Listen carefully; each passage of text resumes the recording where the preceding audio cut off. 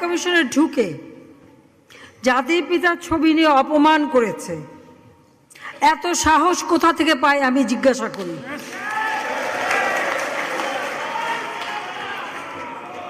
আমি জানি না আমাদের হাইকমিশনে এখন কারা বসেছিল এবং তারা সেখানে কিছুই করতে পারলো না কেন, সেটাও বড় প্রশ্ন।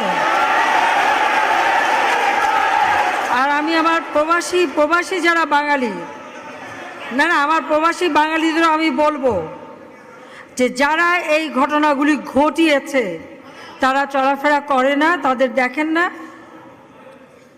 যে হাত দিয়ে জাতির পিতার ওই ছবি নিয়ে তারা ভেঙেছে, তাদের যা উপযুক্ত করা উচিত সেটা করতে হবে। কারণ জাতির পিতার নাম মুছে ফেলার চেষ্টা করা হয়েছিল, তো তারিখ যেহেতু দূরের কথা, ওর বাপ তো চেষ্টা করেছিল এই নাম মুছতে, ওর বাপও চেষ্টা করেছে, মাও চেষ্টা করেছে। তারা কি পেয়েছে নাম মুছতে? পারে নাই।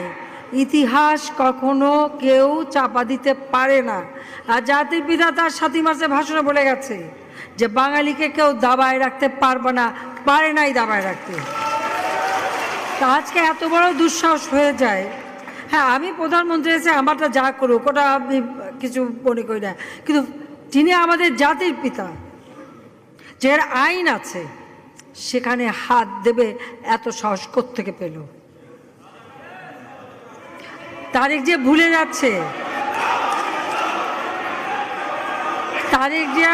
যাচ্ছে যে তার মা দুর্নীতি করে জেলে গেছে।